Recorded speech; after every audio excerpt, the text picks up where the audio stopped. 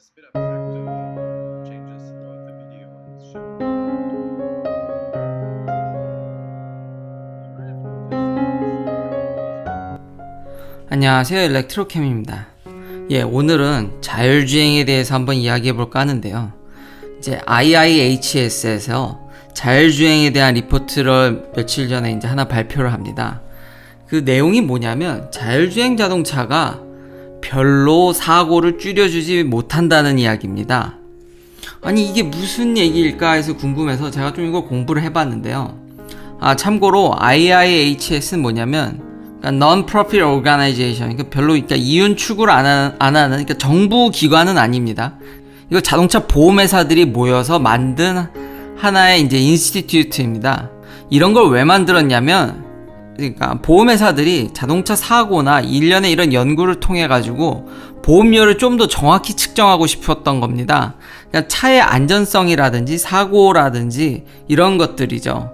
그리고 실제로 IIHS도 크래시 테스트를 합니다. 그러니까 충돌 테스트라든지 이런 걸 합니다. 그러니까 미국에 크게 기관이 두 개가 있는데 NHTSA랑 제가 주로 이제 인용하는 이거는 이제 국가 겁니다. 그래서 국가에서 펀딩을 받고요. IIHS는 보험회사들, 자동차 보험회사들이 연합해서 펀딩을 만들어서 이걸 이제 서포트해가지고 연구하는, 그러니까 크게 두 가지가 있는데, 그러니까 펀드 성향이 다르다 보니까 대표적으로 크래시 테스트도 약간씩 다릅니다. 최근에는 신기한 게 IIHS가 조금 더 앞서가는, 그러니까 여러 면에 있어서 테스트를 좀 더 이렇게 다양하고 좀 더 다각도로 보는 시선이 있어서 IIHS가 좀 더 앞서는가 했지만, 뭐 NHTSA도 이걸 따라가기 위해서 테스트라든지 평가 방법을 많이 개선해서 이제 사실상 뭐 큰 차이는 없어 보입니다. 근데 이 IIHS에서 지금 이제 보고서를 낸 건데, 보면 제가 익히 이제 계속 말씀드리죠. 교통사고는 대부분 지금 미국 얘기입니다. 그러니까 미국에서의 교통사고의 94%는 당연히 사람 때문에 나는 거죠. 그러니까 사람이 실수를 한다든지, 아니 그러면 자율주행이 온다면 기본적으로 생각하기에 자율주행이 오면 사람 실수가 줄니까 교통사고가 확 주는 거 아니야? 라는 생각을 가졌거든요.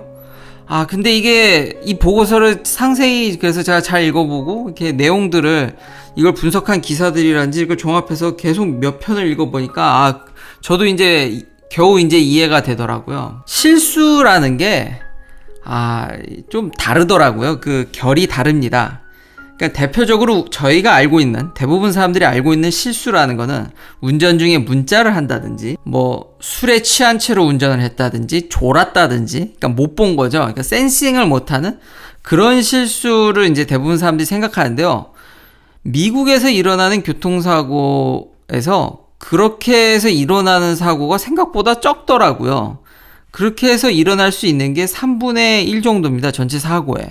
이게 좀 의외였습니다. 그러니까 사람들이 굉장히 교육이 잘 돼서, 물론, 이거라도 이제, 여기서 이제 의견이 이거라도 줄이면 그게 어디냐라는 이제 이걸 이제 지지하는 의견이 있는가 하면 나머지 60%는 사람이 이제 판단을 잘못해서입니다.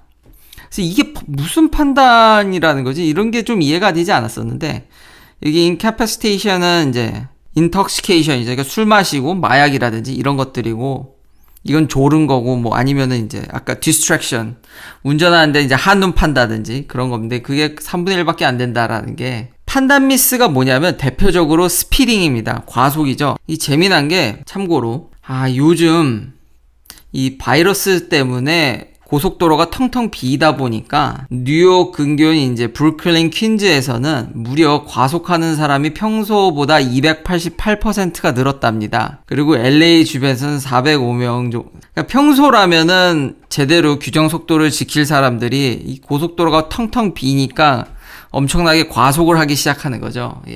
이런 문제입니다. 그러니까 빤히 자의적으로 과속을 하고 싶은데라고, 그러니까 다 상황 보고 과속을 해야겠다 라고 판단을 했는데 이제 그렇게 해서 사고가 나는 거죠. 이게 참 그러니까 힘든 문제인데요. 그러니까 예를 들면 저희 동네만 보더라도, 그러니까 제 개인적 경험을 말씀드리면은 하이웨이의 스피드 리밋은 55마일입니다. 근데 아무도 55마일로 달리지 않습니다. 심지어 제가 경찰에 과속을 해서 한번 걸렸었지만, 걸렸을 때 이제 경찰한테 물어봤습니다. 도대체 몇 마일부터 잡냐고. 저는 걸렸지만 이제 벌금은 내지 않았는데 이제 주의만 받았었거든요. 그때 제가 과속했던 속도가 70마일이 좀 넘었습니다.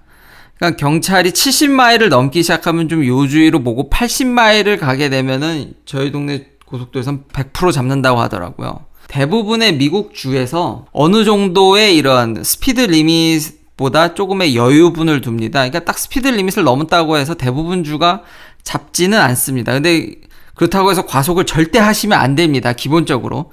이건 주마다 다르고 동네마다 다르기 때문에요. 아무래도 이제 시골 동네로 가게 되면 스피드 리밋이, 특히 이제 중부 지역들은 스피드 리밋이 훨씬 더 높습니다. 그러니까 기본 70이니까요. 웬만한 사람들이 이게 75로 달립니다. 그러니까 그런 주에서 오다가 이제 뉴욕으로 오게 되면 이제 과속으로 걸릴 확률이 높죠. 그 동네에서는 거의 70을 넘어도 잘 안 잡으니까요. 텍사스의 이제 사막인 서쪽 에리어들은 스피드 리밋이 80마일인 곳도 있습니다. 이제 거의 사람이 다니지 않기 때문에요. 그러니까 동네마다 이게 다 스피드 리밋이 다르고 어느 정도의 그런 여지가 있습니다. 그러다 보니까 사람들이 조금씩 이렇게 자꾸 빨리 달리려는 성향을 보이게 되죠.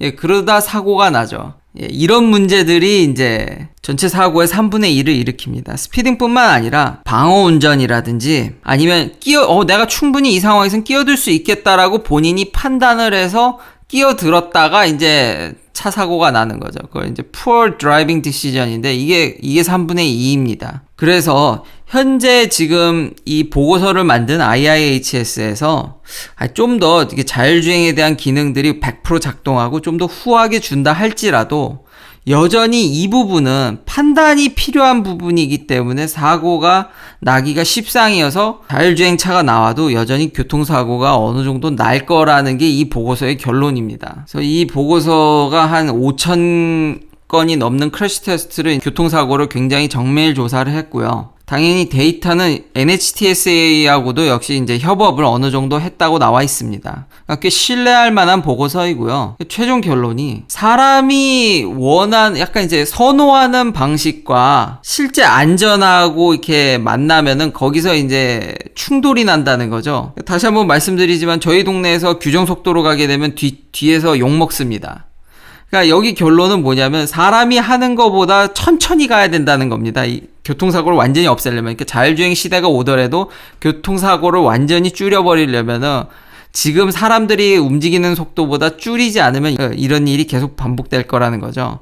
그리고 이 보고서 말미에 조금 또 재미난 이야기가 뭐가 나오냐면, 지금 자율주행을 우리가 AI, 딥러닝으로 학습을 시키는데 지금 나오는 데이터들이 그럼 어떻게 했습니까? 사람들이 자꾸 그러려고 그런 프레퍼런스를 갖고 운전을 하다 보니까 학습이 점점 그렇게 되어 갑니다. 그러니까 예를 들면 차간거리 이제 AI로 학습시키게 되면 차간거리도 잘 안 지키게 되는 거죠. 왜? 사람들이 늘상 그러고 다니니까요. 늘상 스피드 리밋이 55마일이어도 교통 흐름에 맞춰서 가야지 그게 맞다고 점점 AI도 사람같이 학습을 한다는 겁니다. 그래서 말미에 뭐라고 되어 있냐면, 이것도 지도 학습을 해서 그냥 데이터를 돌릴 게 아니라 이렇게 강제로 어느 정도는 스피드 리밋을 걸어야 된다는 거죠. 이런 부분이 참 저에게 재밌었습니다. 그 판단이란 문제가 참, 그러니까 자율주행이 생각보다 되게 어렵다라는 생각이 드는 게, 이제 우버가 지난번에 제가 늘 말씀드리는 이제 우버 자율주행차가 이제 최초로 사람을 치여서 이제 안타깝게 죽음에 이르게 했는데요. 이거에 대한 이제 면밀 보고서들이 계속 나옵니다. 그 데이터 양이 어마어마하기 때문에 계속 분석해가면서 계속 사람들이 이제 일이 다각도로 보다 보니까 이제 조금씩 해석이 느는데, 충돌 5초 전에 그때도 물체가 있다라는 걸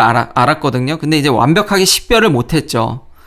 다시 한번 살짝 정리해드리면, 그때 이제 약간 약을 하신 여성분이 이제 이런 도로를 자전거를 타고 그냥 넘어가다가 이제 우버 자율주행에 치인 거죠. 차가 5초 전에는 이거 뭐가 지나가는데라고 이제 알고 있었습니다. 그렇지만 이제 그때는 클래시피케이션, 이제 식별을 못 했는데 2초 전에도 차가 이거 사람이네 하고 이제 브레이크를 밟았어야 되는데 왜 허둥지둥 됐냐면, 이분이 지금 무단횡단을 하신 거거든요. 그러니까 차가 판단이 안 서는 거죠. 원래 여기 사람이 있으면 안 되는 건데 왜 이 한밤에 사람이, 그것도 자전거를 타고 이런 도로를 지나가니까 뭐지 하고 이제 받은 거죠. 판단의 문제이기 때문에 이런 문제들, 그러니까 자율주행 차가 나온다고 할지라도 이런 판단들은 어렵다고 해야 될까요? 완전 풀 셀프 드라이빙은 진짜 쉽지 않다라는 느낌이 팍팍 옵니다. 예, 다시 한번 말씀드리지만 항상 과속은 하지 말아야 됩니다. 이게 이 동네에 이제 돌아다니는 차들이 별로 없다고 해서 과속하시면 안 되고요. 여담으로 미국 분들도 그 테슬라의 풀 셀프 드라이빙을 그렇게 믿지는 못하는 것 같습니다. 완벽히. 그러니까 풀 셀프 드라이빙 옵션을 몇 퍼센트나 이제 선택을 하냐면은 30에서 40% 사이, 그러니까 35% 정도 현재로는 이제 선택을 한답니다. 이마저도 이제 8,000불로 올라가면 더 내려갈 확률이 높습니다. 이 기사에 보면 설베이를 해보면, 이제 조사를 해보면 그 돈이면은 차를 한 대 더 사시겠다고 하시더라고요. 그러니까 그 돈을 시드머니 삼아 이제 론을 해서 차를 한 대 더 사시겠다 그러는 거죠. 그러니까 참 자율주행이 이게 쉽지 않다라는 생각이 드는데, 그래서 제 개인적인 생각은 한번 버블이 터지지 않을까라고 생각을 했는데, 제가 죽수라는 회사도 많이 소개시켜드렸죠. 이제 웨이모를 쫓아가는 스타트업이라고 생각하시면 되는데, 이 회사가 제가 지난번에도 말씀드렸지만 이제 여기가 이제 돈은 엄청 쏟아붓는데 뭐 결과가 안 나오니까 이제 버블이 터질 줄 알았는데, 지금 그래서 날 좀 사주세요라고 얘기해서 이게 될까라고 생각했는데, 지금 그래도 시장은, 그러니까 보고서들은 저렇게 나오고 있지만 시장은 지금 여전히 핫하다는 점, 아마존이 이 죽스를 살까 말까 거의 살 거라는 얘기들이 많습니다. 근데 아마존뿐만 아니라 다른 회사들도 어느 정도는 너무 비싸지 않다라면 살 회사들이 꽤 나와 있는 것으로 요즘 기사들이 나와 있습니다. 그러니까 아마존은 계속 지금 물류에 대한 압박이 너무 심해서, 만약에 자율주행이 조금이라도 이제 보조가 좀 잘 된다면 러플리 지금 20조 정도, 그러니까 물류에 쓰는 돈이 90조인데 규모가 장난이 아닌데 20조 정도를 절약할 수 있기 때문에, 아마존은 안 그래도 기존에 이제 자율주행 회사들한테 투자를 했지만 아예 이참에 지금 스타트업을 하나 인수해서 본격적으로 뛰어들려고 하는 것 같습니다. 그러니까 정리하면 자율주행의 길은 여전히, 그러니까 센서가 100% 작동한다고 할지라도 3분의 1밖에 못 막습니다. 근데 이제 센서의 에러라든지 이런 걸 고려하면은 3분의 1도 못 막을 확률도 있는 거죠. 그래서 요즘 이게 이제 논쟁이 많이 됩니다. 3분의 1이라도 막아주는 게 어디냐. 그러면 우리가 사회적 비용을 많이 감소할 수 있다. 반론하는 쪽은 3분의 1밖에 못 막는다. 그리고 3분의 1에 대한 평가도 지금 굉장히 후하게 자율주행이 된다는 조건하에 했기 때문에 그마저도 더 줄일 수 있다라는 의견 때문에 이렇게 논쟁이 있다는 것과, 그럼에도 불구하고 아마존이라든지 여전히 큰 기업들은 자율주행에 매우 관심이 있어서 스타트업을 여전히 인수하려고 합니다. 시청해주셔서 감사합니다. 구독, 좋아요 부탁드립니다. 내일도 테슬라 관련 이야기들로 찾아뵙겠습니다.